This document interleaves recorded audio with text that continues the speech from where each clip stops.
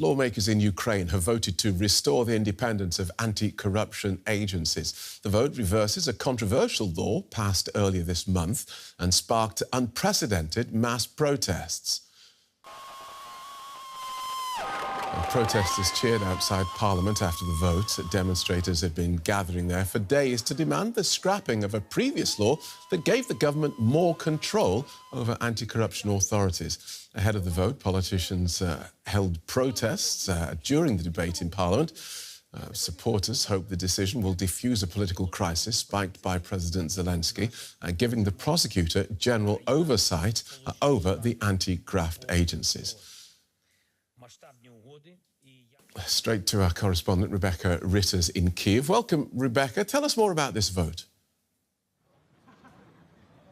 Well, I'm standing outside the Rada, the Parliament, the Ukrainian Parliament, where that vote has just taken place. And unfortunately, now you can't see the many protesters who was here, but there was certainly a resounding cheer, as you just heard there from the crowd, as soon as that bill was announced that it had been voted in favour, 331 votes after a relatively short debate. Now, it wasn't clear going into the vote that President Zelenskyy's party would be able to get the votes needed to pass the bill. There was a bit of conjecture, some uncertainty, but now, as we now see, that has passed with a clear majority, 331, as I just mentioned, and the crowd here were exceptionally excited. There was a huge uproar, a roaring of the crowd, I should say. These people have been out in the streets for over a week now, since that original bill to roll back the independence of these two anti-corruption bodies was passed last week. And the people I spoke to said they're incredibly happy with how this has turned out. They said that they were going to keep coming out to show their democratic voice, that they didn't want to fight for a country that was going to roll back into what they were calling authoritarianism. Now, the government is framing this as a win. It's also framing this in a positive light, saying that, you know, this is a democratic country because we've listened to the people and we've heeded the voices and we've now acted upon it. So, you know, certainly a very happy moment here in the park. Is the presumption, therefore, that President Zelenskyy will sign into law a bill that goes against the measure that he supported originally? It is expected that he will sign the bill, and it is a bit confusing. I can understand, you know, I think everyone, even us reporters who are following this closely, are a bit confused as to the back and forth as to why President Zelenskyy brought this bill forward in the first place and now has done a 180. Well, it's clear why he's done the 180, because of the internal and external pressure that was put on him, both from the people here protesting, but also from the European Union. I mean, anti-corruption measures were a huge factor when it comes to potential EU accession. There has been a briefing from the EU, and they've said that they are very pleased with these steps, but that they're going to have to look at the bill closely. It is expected that he will sign this new bill, which of course counters the last week's bill, but this is a bill that President Zelenskyy himself brought to the Parliament, so it's very unlikely that he won't be signing it today. Thanks for that, Rebecca. DW correspondent Rebecca Ritters in Kyiv. Those changes sparked huge protests and concerns by Ukraine's Western partners. DW's Mike Zander reports. These young people in Kyiv say they're fighting for their democracy, not against the Russians, but on the home front.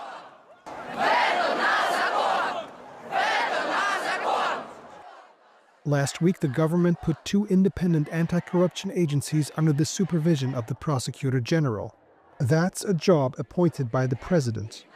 The law effectively stripped NABU and SAP of their independence. The government says it was a move to counter Russian interference.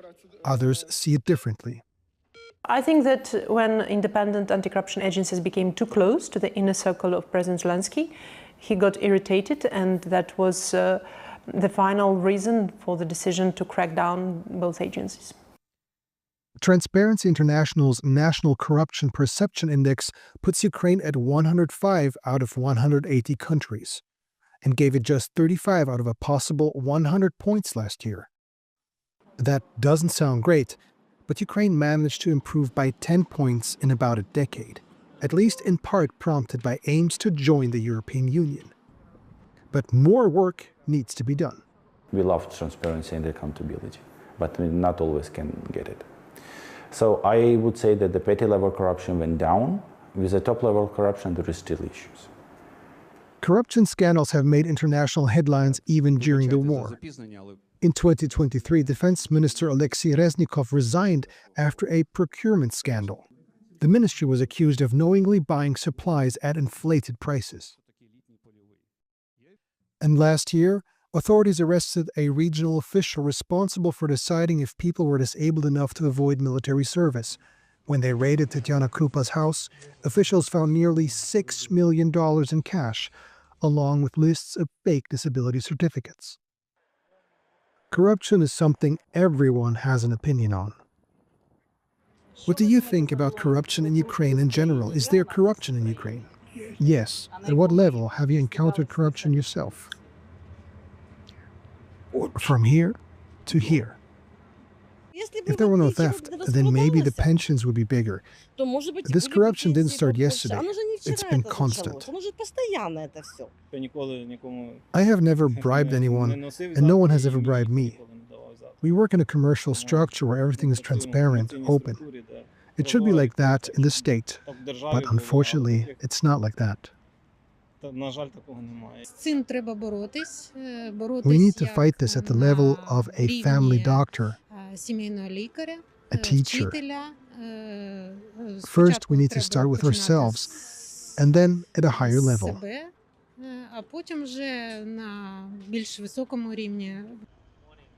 For a long time, pressure on the government to tackle corruption and protect democracy came from outside.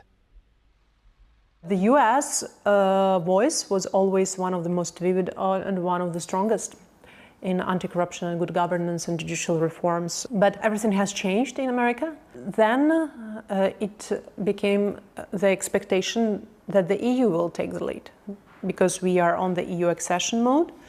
And there are many things we have to do in terms of rule of law. This pressure from inside the country has prompted President Volodymyr Zelenskyy to undo most of the issues regarding NABU and SUP, the two anti-corruption agencies. But some of the damage may remain. Russian propaganda definitely will use it in order to advocate against us. It's also risked because the forces inside the European countries will use it in order to advocate against us, like AfD in Germany or Marine Le Pen in France. But there is also the positive, I see. At some point, I had a feeling that the European leaders are so in a honeymoon with the Ukraine that they don't see the real problems.